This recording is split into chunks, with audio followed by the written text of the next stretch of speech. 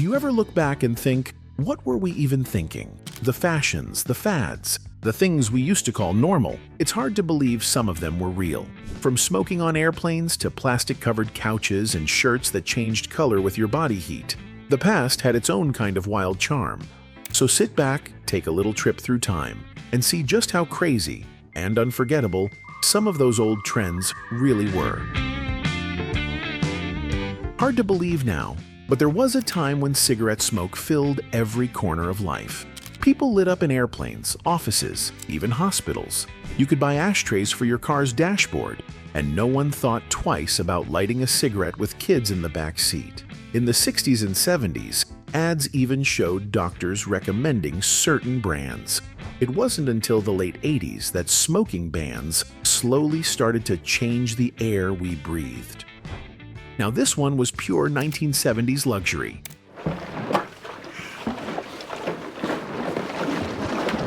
Waterbeds were supposed to be the future of sleep, smooth, cool, and high-tech, but they were heavy, expensive, and if you ever sprang a leak, good luck. By the early 80s, millions of homes had one, often with built-in heaters and wood frames. They were advertised as romantic, though most people remember them for making every move feel like a small wave. Today, they're mostly gone, but unforgettable. If you ever stuck to a plastic-covered sofa on a summer afternoon, you'll never forget it. Many moms and grandmas believed these covers would protect the good furniture, even if it meant no one could actually enjoy it. They became popular in the 60s and stayed around for decades. Clear, crinkly reminders that keeping things perfect sometimes meant keeping them uncomfortable. Looking back, they were a strange mix of pride and practicality. Hypercolor clothing changes color with heat. Remember those color-changing shirts from the early 90s? The ones that reacted to your body heat? They were the ultimate cool-for-a-minute trend, until you realized sweat left embarrassing patterns. Hypercolor shirts were made with special thermochromic dye that shifted shades when warmed. They sold millions worldwide before fading. It was science meets fashion, and a reminder that not every revolutionary idea stays hot for long. Before cloud storage and social media, this was high-tech. Floppy disks held maybe one photo if you were lucky, and AOL chat rooms were where strangers actually talked politely. That dial-up tone meant you were entering a new world. The internet was slow, clunky, and magical. If you remember, you've got mail. You remember when going online felt like stepping into the future. Now here's one that makes people shake their heads today. Lawn darts, or jarts, were real metal-tipped missiles we tossed around the backyard for fun. The idea was simple: toss them into plastic rings on the grass. But these things could pierce the ground, or worse. By the late 80s, after thousands of injuries, they were banned in the US. Still, if you grew up back then, you probably remember the thrill and the danger of a friendly game. In 1983, America went wild for Cabbage Patch Kids. These chubby-cheeked dolls came with their own names and adoption papers, making each one feel unique. Parents stood in endless lines. Some even fought in stores, just to grab one before Christmas. It became one of the biggest toy crazes of the decade, selling over 3 million in the first year alone. If your kid didn't have one, you definitely heard about it. Imagine this today. Kids gone from morning till dinner with no phones, no GPS, and barely a check-in. That's how we grew up.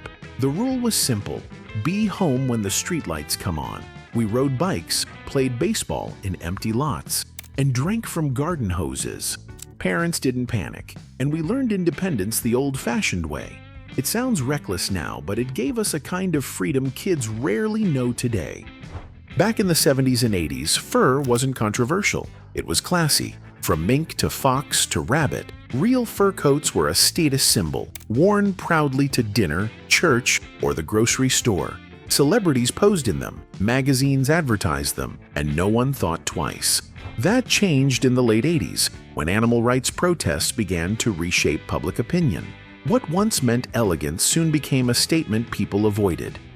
If you hit a disco in the mid-70s, you remember the sparkle, sequins, satin shirts, gold chains, and shoes with 4-inch heels. Even for men, the disco look was all about confidence, color, and excess. Shows like Saturday Night Fever made it mainstream, and suddenly everyone wanted to look like John Travolta. It was loud, shiny, and over the top. And honestly, that's what made it so much fun. These little mood detectors hit the scene in the 1970s and became an instant fad. The rings changed color depending on your body temperature, not your actual mood. But that didn't stop anyone from believing in the magic. Kids and adults alike checked their fingers to see if they were in love or stressed. At one point, mood rings made over $20 million in sales. It was cheap science, a bit of fantasy, and a whole lot of fun. Before smartphones, being connected meant having a car phone the size of a brick or a beeper clipped to your belt. In the 1980s, they were status symbols. If your phone rang inside your Cadillac, you were somebody. But those calls cost a fortune, and the beeper only told you to find a payphone. Still, people loved the feeling of being important and on call. It was the early start of our always connected world. Back then, bigger was always better. The rumble of a V8 engine was pure freedom, even if it came with a trail of leaded fumes. We didn't worry about emissions or fuel economy. We cared about horsepower and chrome. Leaded gas gave engines that extra punch, but it also left behind toxic pollution that we didn't fully understand at the time. By the mid-80s, unleaded fuel took over, and that unmistakable smell of the old gas stations started to fade away. The perm craze of the 80s was something else. Men and women alike spent hours in salons to get those tight curls and voluminous waves. Rock bands, business people, even TV anchors. Everyone wanted big hair. It was a badge of style, confidence, and a ton of hairspray. Looking back, it's wild to think how much time and effort went into hair that could probably survive a hurricane. When Jane Fonda released her first workout video in 1982, it exploded. Suddenly, living rooms across America turned into mini gyms. Leotards, leg warmers, sweatbands. Everyone joined in. It sold over 17 million copies and kicked off the entire home fitness craze. Even if you never worked out, you probably remember that VHS cover with Jane in pink tights. Smiling like exercise was easy. For a while, fitness was fashion. Forget sunscreen. Back then, baby oil was the go-to for that perfect golden tan. People literally fried in the sun, sometimes using foil reflectors to get every ray. Magazines encouraged it, and no one mentioned skin cancer. In the 70s and 80s, the darker you were, the healthier you looked, or so we thought. It wasn't until the 90s that we started realizing just how dangerous all that sunbathing really was.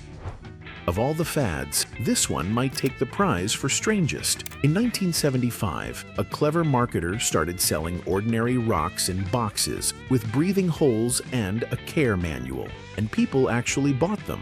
Over 1 million in 6 months. No feeding, no mess, just a rock you could call your own. It was silly, it was fun, and it proved one thing. In the 70s, anything could become a trend. Thanks so much for watching this trip down memory lane. It's amazing how many of these trends once felt perfectly normal and now seem almost impossible to imagine. Which ones do you remember best? Or maybe you had a few that I missed. Let's keep the conversation going. Share your memories in the comments, because those stories are what keep the past alive.